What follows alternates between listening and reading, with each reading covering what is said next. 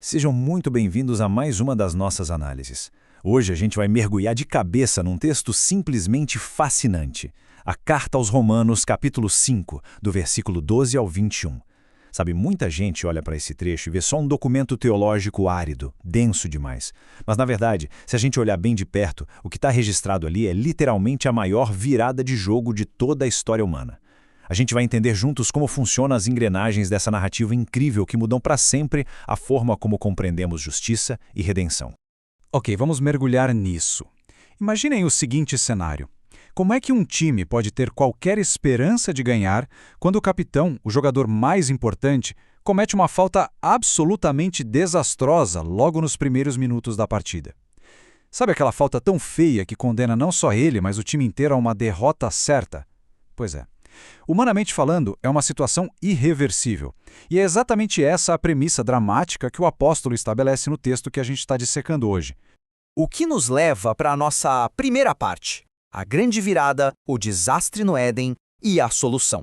Vamos ver como isso se constrói ao longo do tempo. O autor usa uma lógica que parece muito com a de um esporte com regras super severas. Ele mostra como a humanidade já começou o jogo perdendo, logo de cara, no Jardim do Éden. O apito inicial rola no Éden, marcado pela queda, por aquela primeira grande falta. Depois, a gente tem um longo tempo de jogo correndo até chegar no Monte Sinai, onde a lei é estabelecida. E como numa reviravolta digna de final de campeonato, a gente chega na grande virada lá no Calvário. É aqui que a genialidade da narrativa aparece. A humanidade, que já estava em falência total, é salva pelo jogador substituto definitivo. A graça divina entra em campo rasgando, alterando de vez aquele resultado que parecia selado para sempre. E assim a gente entra no reinado de Adão, a falta que custou o jogo. A nossa análise coloca Adão, de forma muito clara, no papel desse capitão original. E a desobediência dele não foi só um escorregadão ou um errinho tático qualquer. O texto mostra que essa liderança foi pessimamente administrada. Quando rolou aquela rebelião contra a bondade do Criador lá no Éden, a conta inteira caiu nas costas desse capitão, gerando uma penalidade colossal que atingiu a raça humana inteira. Como a citação aí na tela resume perfeitamente, essa falha introduziu um reinado totalmente novo e sombrio. A partir daquele momento, a corrupção e a morte viraram as regras do jogo. A humanidade passou a herdar, por padrão, essa mesma inclinação profunda para o erro. E para a gente ter uma noção do tamanho real do prejuízo, o texto lista 3 penalidades devastadoras causadas por essa falta. A morte entrou em campo não como um probleminha temporário, mas como uma separação total operando em vários níveis simultaneamente. O placar marcou 3 pontos dolorosos contra a humanidade: a morte física, a morte espiritual e, por fim, a morte eterna. Basicamente, é uma derrota completa em todas as áreas possíveis da existência. Vamos detalhar esses termos. A morte espiritual, de forma bem direta, não é algo que acontece no fim da vida, mas sim uma condição inata. O ser humano já nasce com ela. Significa que a humanidade entra em campo num estado desesperador de separação da glória do Criador. E a fonte é muito clara ao apontar que, para reverter esse isolamento de fábrica, é absolutamente exigido um evento radical chamado de novo nascimento, uma obra 100% espiritual. E então chegamos à morte eterna, que a nossa exposição apresenta como a tragédia definitiva. É a separação implacável que vem depois da morte física. O autor do estudo até cita o livro de Hebreus, capítulo 9, para mostrar que o juízo é, na verdade, aquele apito final inflexível do livro de regras bíblico. Para quem chega ao final da partida sem fé, esse juízo decreta uma separação permanente, consolidando eternamente aquela primeira derrota de Adão. Tendo tudo isso em mente, a gente avança para uma questão super curiosa: o papel da lei, o placar da culpa. O ponto crucial sobre isso é o seguinte: quando olhamos para a vasta legislação dada no Monte Sinai, a gente precisa entender o propósito exato dela na narrativa. Muita gente confunde isso. A verdade é que a lei não salva absolutamente ninguém. Ela funciona de forma idêntica ao placar de um estádio.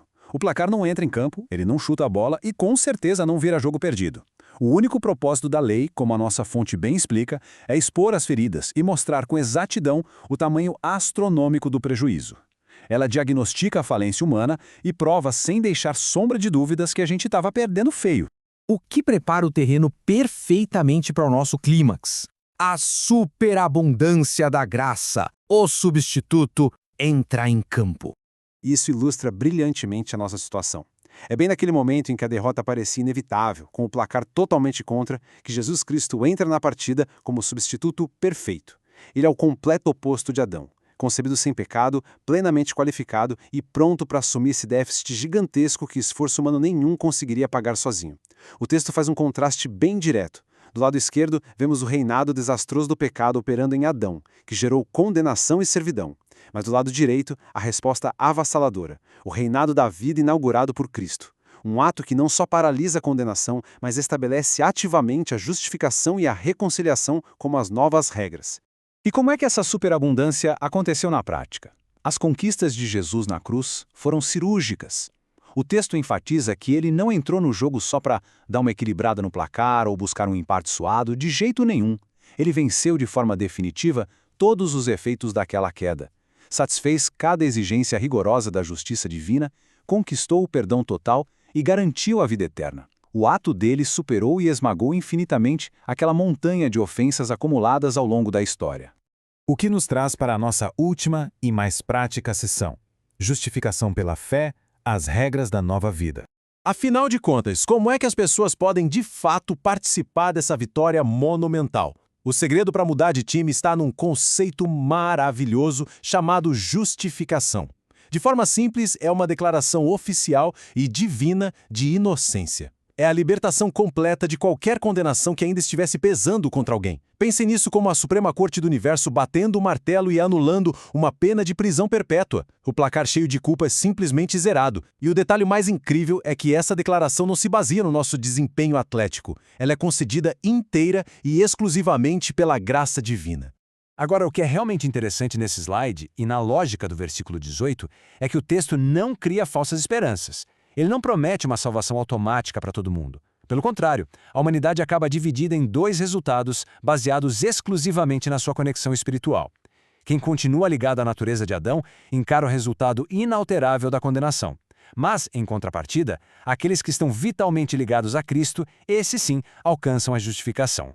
A grande mensagem aqui é que a justificação atua como o apito final que garante a vitória. Mas preste bem atenção, isso só se aplica àqueles que são justificados por meio da fé. Para acontecer essa transferência de um time já derrotado para o time eternamente campeão, é preciso depositar uma fé sincera, total e exclusiva no Cristo crucificado. É só por meio dessa justificação pela fé que o poder corrosivo da condenação de Adão perde completamente o seu efeito. E para a gente encerrar a análise dessa reviravolta histórica incrível narrada no capítulo 5, fica uma pergunta super provocativa que salta da nossa fonte. O texto não quer falar só do passado, ele quer que a gente olhe para o agora. Sob qual reinado viver hoje? O placar eterno tem dois lados extremamente distintos. E essa exposição serve como um convite para todo mundo que está assistindo refletir com seriedade e decidir de que lado desse placar vai escolher se posicionar daqui para frente. Valeu demais por acompanharem mais essa análise profunda com a gente e até a próxima.